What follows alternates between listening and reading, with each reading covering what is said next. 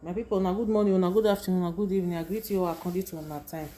Now welcome back to another video. If today na the first day wey be say you dey see this my YouTube channel, you are highly welcome.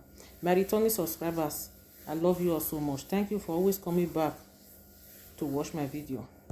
So today's video, my people, I will teach you how to cook vegetable soup. See, this na one of my favorite soup. This na shaki and a body. Then I just put my seasoning, thyme, curry, one seasoning, onions.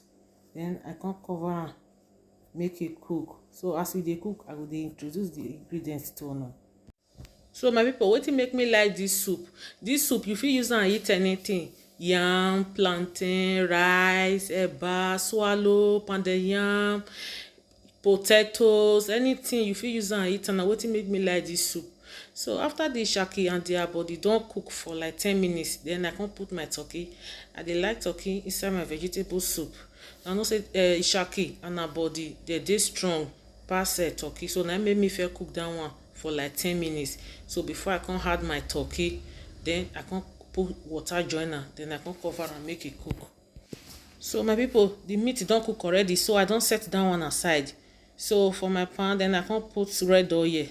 Then I can put small vegetable oil. This vegetable oil now I take fry my turkey and my fish. So now the leftover groundnut oil, so now it be that one. So I can have small join the red oil. So after it don hot small, then I can put onions. Then I can fry for like 5 minutes. My people, if you know say you don't watch me reach up to this time, I beg you, may you not forget to subscribe. May you like, may you share. May you share my video with your friends and family. I beg, may una take me to my good, okay? This ministry must move forward. So my oil still dey fry. I just leave and make it fry. So after it don fry for like 5 minutes, then I can put my ginger. See, at this time, all my house dey scent like the aroma wey this my house right now.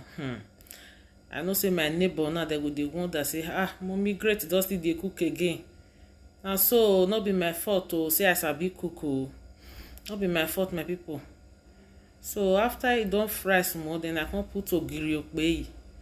Yes, locust beans. I dey like am for my vegetable soup. I can begin dey fry am. I can fry. So my people, time don reach to introduce the sauce.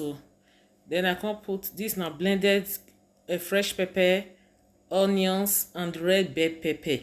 No tomatoes, just fresh pepper, onions and red bell pepper. So I can pour and put, then I can rinse my blender. Nothing dey waste. I can still rinse the cover, so I don't want make it waste. So after I don rinse and finish, then I can stir am. I can turn am together, make the oil and the sauce make them marry each other. Then after I don stir am, then I can cover am, make it cook, make it dry. The water will dry for the sauce. My people, hope una dey enjoy the video. So now I can check on the sauce. So the water don dry. Then I can put the fried turkey and my fried fish. Look at the turkey. Hey God, I cannot wait to devour this food. I no fit wait to my throat wan cut. Make this food quick done. Then I can put the fish and the. So my people, hope una dey enjoy the video. Na mackerel fish. So na mackerel fish. Then I can begin stir am, can turn am. So later I can cover am, make it boil small. Then I can come back again, can check on her. So my people, make una like the video. Make una like the video. I wan give una 1 minute, make una take like the video. So that make una no go forget. So now I can introduce the shaki and her body.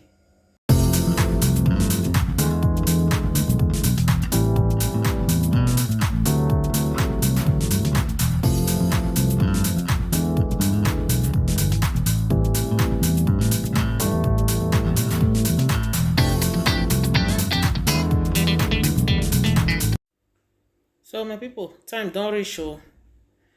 I don put my vegetable. So this na spinach. Yes, na spinach I go dey use. You fit use any vegetable of your choice.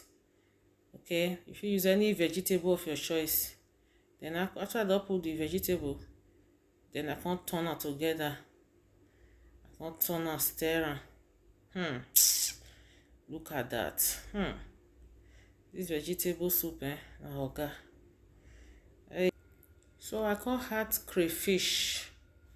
Yes, crayfish. I dey like the taste of crayfish for my vegetable soup. Then after I put the crayfish, then I come stir am together.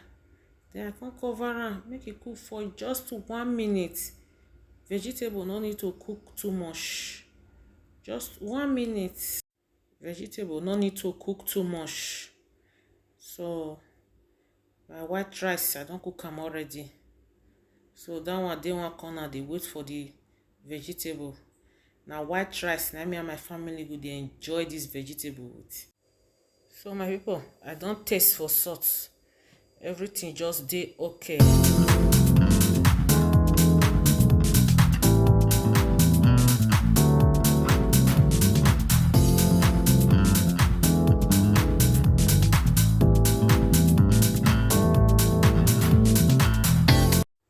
So guys, my vegetable stew don ready o.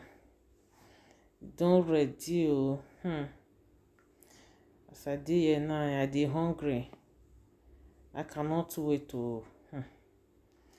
So come begin serve am with my white rice o. So my people, tell me wetin you fit eat this vegetable soup with. You dey like eat am with pounded yam, or you dey like eat am with yam? Me mostly I dey like eat am with rice. I feel say na rice e dey go well with. So wetin una think? So that's it. Na my portion just dey serve. So I cannot wait to devour this food. So my people, I'll see una again for my next video. Now bye bye.